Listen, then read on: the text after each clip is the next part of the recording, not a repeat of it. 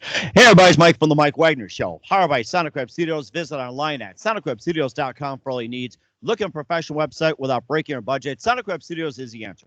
Sonic Web Studios offers fast, affordable custom web designs that blow the competition away.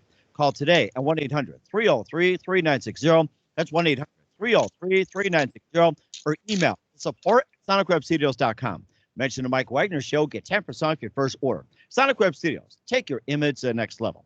Also, the Mike Wagner Show can be heard on the MikeWagnerShow.com. You can check our Facebook page at Facebook.com/The Mike Wagner Show. You can download and listen on Facebook, SoundCloud, Spreaker, Spotify, and iHeartRadio. Also on Anchor FM, Radio Public, iTunes, Google Play, Apple, and over 35 podcast platforms. Take the Mike Wagner Show on any mobile device. Subscribe to the Mike Wagner Show on the YouTube channel. Also follow the Mike Wagner Show on Instagram and Twitter today.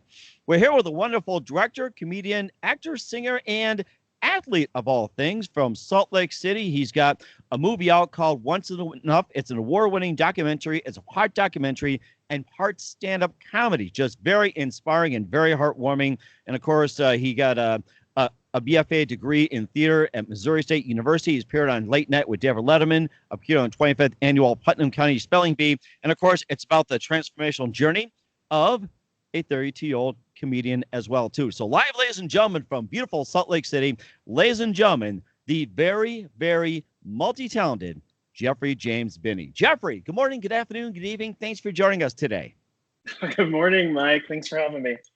Oh, it's great. I love having you on. So you're basically a director, comedian, actor, singer, and an athlete. Of course, you live in Salt Lake City. You grew up in Laredo, Missouri, and you have a movie called Once is Enough. It's an award-winning documentary, and of course, just an amazing journey. We'll talk more about that. And before we get to all that, tell us how you got started in your career. Yeah, well, grew up on a pig farm in Missouri, and I was never a very good pig farmer, never much of a farm boy. And I had started in music. I started taking piano when I was 4 years old, and that led to singing. That led me to study musical theater. And so I studied musical theater in college and then moved to New York and then later LA, pursuing acting, a comedy career. So that's how I ended up here in a nutshell. Wow, that is something. And did you get to sing for the pigs by any chance too, or? Oh, I sang for them. I danced for them. Full productions, I'm sure. I was a handful as a kid. Well, we'll do that sometime as well, too. And what was that one moment that influenced you into precisely what you're doing? Is like, what was your big aha moment to say, hey, this is what I'm going to do for the rest of my life? Yeah, well, when I was a little kid, I hated piano. My mom, she thought it would work if she videoed the epic fits I would throw when she made me practice the piano, but it didn't work. I still threw them. I hated it. And there was a moment when we were in the grocery store. We saw some acquaintances of my parents, and they had seen me play the piano, a recital, and they commented on how well I did. And it was the point where I actually was, not playing silly nursery rhymes anymore and was advancing into more complex compositions. And it suddenly became fun when people were noticing that I wasn't half bad. And from then on, I was just addicted. It was a real shift for me. I loved performing from that moment on. I think I just need attention, maybe. And I can imagine too, it's like, here's my impersonation of Schroeder. Bam! Yeah, I couldn't have been that good. Oh, I know. Of course, I had Lucy over there just like making critical comments. She goes, here's my masterpiece. Bam. Well, and of course, he also moved on as well, too. Of course, being a comedian as well, too. And, just a couple things. Who are some of your favorite comedians and movie stars growing up? Yeah, well, when I was a little kid, I loved Friends. I loved the comedy of Friends. Even looking back, I still love it. I also remember really loving Ellen. I remember her TV show. I remember when she came out, and I remember me watching my parents watch that show to see how they reacted to her coming out live on air. So she's definitely a big one. You know, contemporary comedians. I love Nate Bargatze. I don't know if you're very familiar with him. He's a newer comedian from New York. He actually we did some coaching with him because I just so love his style of comedy. So that's a handful of my favorites. Mm-hmm. And what are some other handful as well too, like with going back to old school and maybe some that you're following today, like say you're kind of just emulating your style. Yeah, well, Phyllis Diller, if you know who Phyllis Diller was, I love Phyllis. Yeah, she was hilarious. Oh my god. Yeah, I loved Phyllis Diller. I also really loved, Lily Tomlin. What else? Well, a lot of Lily Tomlin. I don't know. I'm blanking now that I'm put on the spot, but there's a few of them, I guess. And I'm sure I'll come up too, and I could hear Lily Tomlin calling right now. Hello, may I help you? Yeah, I love like all those SCTV days. For some reason I've always like enjoyed female comedians much more. I never really bought into that old tired stereotype that women aren't funny. I always gravitated towards female comics. and of course, we'll talk about your movie Once Is Enough as well, too. And first, listen to The Mike Wagner Show at themikewagnershow.com, powered by Sonic Web Studios. Visit online at sonicwebstudios.com for all your needs. Looking for a professional website without breaking your budget? Sonic Web Studios is the answer.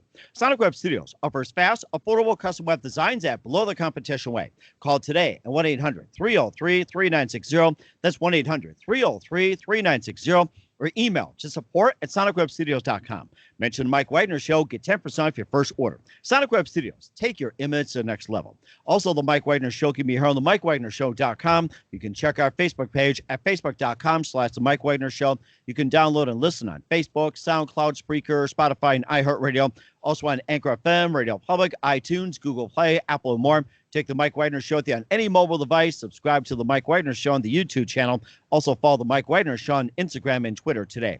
We hear director, comedian, actor, singer, and athlete Jeffrey James Binney here on the Mike Wagner Show, talking about some of his influences growing up. And we'll get to a part about Once Is Enough in just a minute right here. You also appear with Late Night with David Letterman and do stand-up for Late Night. Tell us about your experience and what's it like being with David Letterman? Yeah, well, it was fun. I didn't get to spend much time with him. I did an opening bit. It was from the Olympics. How many years ago? Oh, I don't know, too many. The women's gymnastics team was on, and they brought me in to do a bit at the top of the show, and it was great. It was so fun. That it's recorded live in New York in theater, and so that was an awesome experience. It's so cool to like feel the energy in a live show. You don't get that when you're watching it on TV, but to be there during the taping, let alone to be a part of the show, it was awesome. It was once in a lifetime opportunity for sure. And of course, you also did a bit with the Olympic gymnasts. And which one of the gymnasts that you really enjoyed working with, or what stood out to you? I hardly got to chat with them. They swooped them in and swooped them right back out. It was right after the Olympics, and I think they said they had 4 more interviews that night, and we were taping at like 4 p.m. So I barely got to chat with them, unfortunately. Oh my goodness. I think that would have been very phenomenal as well, too. And hopefully you'll come back as well, too. And I'll set my DVR this time close to the Olympics, so I'll remember to do that. And of course, the 25th annual Putnam County Spelling Bee, and you can tell us about that. And of course, you can tell us about that and maybe one of the hardest spelling words that you ever had encountered. Oh gosh. Yeah, well, the show was running on Broadway, and I got cast and sent to the Chicago company of the show. So I spent a little over a year with the Chicago company, and I started as an understudy. So I was understudying 3 different roles, and that was the first time I had ever understudied. So for my first 6 months, I was an understudy, and that's hard work, to know 3 different roles, not let alone the lines and the music, but where each person stands, every costume change, every prop switch. It was a really good learning experience. And then I moved into one of the roles full time that I had been understudying. And then I moved to the tour, and then I did the tour for a year as well. And I think the hardest word, One of them was Staphylococcus, and I certainly can't still tell you how to spell it. Well, first of all, what the heck is that, and what does that mean? It's some sort of medical term. I think it's like a form, like a variety of a staph infection or something. I don't know. I'm sure your listeners are going to let you know that I'm incorrect, but it's some sort of medical term, I believe. That must be supercalifragilisticexpialidocious of a word to say. I don't even know how to spell it myself. Oh my goodness. And also too, before we get to a movie as well too, any other plans after the whole COVID pandemic is done, any other plans to be on tours or any Broadway appearances or anything coming up for you? Yeah, well, hopefully once the clubs start to open back up, I'll have some bookings, and those will be on my website, of course. So hopefully you'll be able to see me on stage soon. Hopefully we're not in this too much longer. Other than that, I just have, a gazillion travel plans made, just sitting on my sofa, booking tickets and planning backpacking trips. I'm just excited to get out and about again. I'm not very good at staying locked inside. And did you say you'll be doing them in Salt Lake City, or do you keep planning on going on a U.S. tour? Yeah, well, that's a good question. I mean, if I can get the bookings, I'll be on a tour. But yeah, I mean, nothing right now. Everything was canceled. Unfortunately, all of our live screenings for the film, of course, have been canceled. We can't get 200 people together in a theater. So that's unfortunately one question I have zero answers to. Hopefully it's not too long, and hopefully the bookings come back. So many industries have been hit so hard by this, but the entertainment industry, as all of the theatrical productions, Broadway, of course, that's shut down. Production has stopped on most film and television. So one of many industries that has really just been ravaged by this pandemic. And of course, we'll talk about your movie Once Is Enough, which is going to be launching on May 8th or so around Mother's Day on Amazon. But first, listen to The Mike Wagner Show at themikewagnershow.com, powered by Sonic Web Studios. Visit online at sonicwebstudios.com for all your needs. Looking for a professional website without breaking your budget? Sonic Web Studios is the answer. Sonic Web Studios offers fast, affordable custom web designs at below the competition rate. Call today at 1-800-303-3960. That's 1-800-303-3960. Or email to support@sonicwebstudios.com. Mention the Mike Wagner Show. Get 10% off your first order. Sonic Web Studios. Take your image to the next level. Also, the Mike Wagner Show can be heard on themikewagnershow.com. You can check our Facebook page at facebook.com/The Mike Wagner Show. You can download and listen on Facebook, SoundCloud, Spreaker, Spotify, and iHeartRadio, and over the 35 podcast platforms. Take the Mike Wagner Show with you on any mobile device. Subscribe to the Mike Wagner Show on the YouTube channel. Also follow the Mike Wagner Show on Instagram and Twitter today.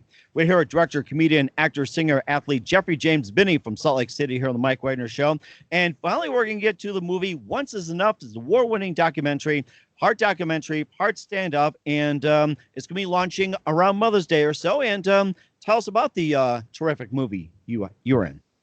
Yeah, it comes out Mother's Day weekend. My mom passed away a number of years ago of heart disease, and the doctors made no bones about what was perpetuating her health issues. It was her weight. She was overweight by a lot, and she just she could never seem to get it under control. And so when we lost her, I was 340 pounds. I'm 6'2". I'm a big guy in general, but way overweight. Was not living even anything remotely close to a healthy lifestyle, and it really just flipped a switch in my brain. And I was pretty desperate to not end up in the same situation. So I was living in LA, and all I wanted to do was, write and tell jokes and disappear into the woods to run.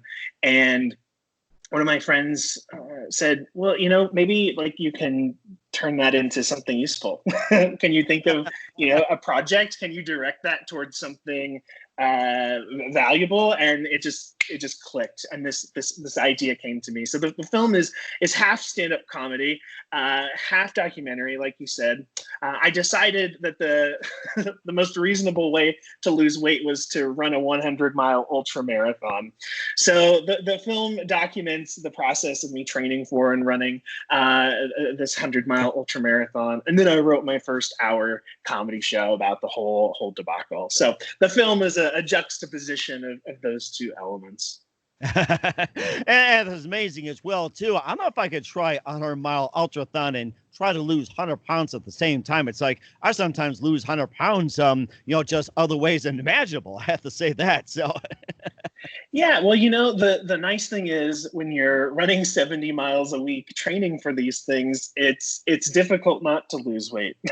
So it's a good way to do it. I don't know that it's the most reasonable or sane way to do it, but it worked for me. And also you managed to meet up with Ian Sherman, ultramarathon runner, coach, and blogger for I Run Fair, who holds record for the Grand Slam of ultra running and won in 2013, 15, 16, and 17. And just tell us about this inspiration of yours. Well, yeah, I decided to do this and I knew that I needed help. I obviously had no idea what I was doing.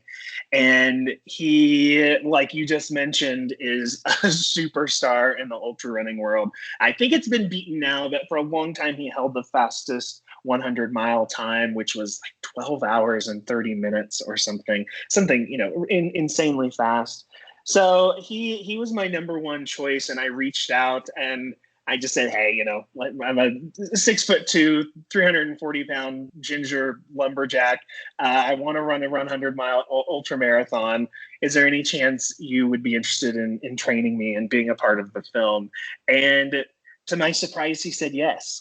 So nice. I'm pretty sure it wouldn't have happened if I hadn't had him along for the ride, because not that anyone would think it's a small undertaking, but I had no idea what I was in for, and I don't know how I would have survived if I hadn't had him there to pick me up occasionally, physically and emotionally. And also too with the training of the 100-mile ultrathon, it's like what was the regiment that he had you go through in order to train, prepare, and everything? And I mean, it's like what was the training routine like, and also a schedule as well too for this ultra marathon? Yeah, well, you start light, of course, but then by the end, you're running 70-ish miles a week. You can't, well, you can. I mean, the professional runners absolutely do. But for someone of my size and inexperience, for me to run 100 miles as part of training wouldn't have made sense, because it takes so much time to recover from that. So you'd only be able to do a 100-mile run every few weeks. So instead, you can do a few different tactics with your training to simulate the same situation with your body, but without requiring that, that extensive recovery time. So at the end, my training schedule, looked like this. On Tuesdays, Monday, no running, it was a day off. Tuesdays, it would be anywhere from like 10 to 18 miles. On Wednesday, it would be a shorter run, less than 10 miles. Thursday, another medium length run, 10 to 18 miles. And then the weekend was all about the back-to-back runs. And that's really where the magic happens, if you want to call it magic. On Saturday, I would do usually around the marathon distance, so around 26 miles. And then the really important run each week is that next day I would run another marathon. And that last marathon of the week is the really important one, because as you can imagine, it's not enjoyable. It hurts your body. Your body does not want you to be running, but that's how you teach your body to be able to keep moving, even though it's not in tip-top shape. That's really, at the end of the day, what these ultra marathons are about, is being able to distinguish between temporary pain and long-term pain. If you're in the middle of one of these and you feel something that you've got something going wrong and it feels like it's a long-term issue, then you need to think about stopping. But I would say, 80 to 90% of the pain that you experience in one of these ultra marathons is usually temporary. So it's really important to gain those skills to be able to, number one, identify that it's temporary and it's going to go away. And then two, to just be able to keep plowing forward. It's really shocking how much you can put up with if you just don't quit. And of course, as they say, no pain, no gain. It's true. That is true. Yeah, and of course, I know you got tired from the ultra marathon, but do you have any other plans, like further down the road for another possible marathon, or anything like, say, with like bike riding or hiking or anything athletic like that, or do you have any plans in terms of another sport you can be accomplishing? Yeah, absolutely. I mean, I'm still trail running a decent amount. I did a few of the ultra marathons, and I'm hoping to get a few more on the calendar this fall and next winter. Assuming it's safe for us to go out and congregate by then. Um, I would really, I love backpacking, so I do a lot of short weekend trips here in Utah, but I would really love to do a long through hike, like through hike the Pacific Crest Trail or the Appalachian Trail. One of those, really, really long trails. I've definitely never done anything like that, and it's right at the top of the list. Any thoughts of maybe running in the Boston Marathon or the New York City Marathon? Well, I would love to, but I'm slow. They call us Clydesdales. I think that's one thing that drew me to trail running and ultra running, is that it's so much less about speed. It's about finishing and about running smart. And that's the only thing that I think allowed me to enjoy running, because I've never enjoyed running before. Running on roads, or in road races, or in school in PE, I was always so slow, and so all I could do was compare myself to other people. But trail running, it's about the long haul. It's not about how fast you run a short distance. It's about how quick and you finish the 50 miles or whatever it is. So that adjustment to the thinking is what really turned me on to trail running. Once it wasn't about speed, that's how I got hooked. It sounds like you really made it to the end. You're very, very persistent, and you accomplished a big goal. And what do you want viewers to get out of after watching Once Is Enough? Yeah, well, the title of the film comes from a quote from Mae West that I've always loved. Mae West said, "You only live once, but if you do it right, once is enough." And so that's really where I was at, was seeing losing my mom, seeing how volatile and fragile life can be. I just realized that the years I had been saying, oh, I'll lose weight, I'll do something athletic someday, the time was now. It wasn't in the future, because it might not happen. So I think seize the day is hopefully the big takeaway that people are left with after they've watched the film. And of course, when will that be coming out, and where can people watch your movie? Yeah, Mother's Day weekend, May 8th, it will be available on Amazon. And then in the days and weeks to come after that, it will be on iTunes, YouTube Rentals, Tubi, Hulu, a number of other platforms, almost all of them. So Amazon, May 8th. And of course, onceisenoughfilm.com will always have the latest, most up-to-date news. That is fantastic. Looking forward to that.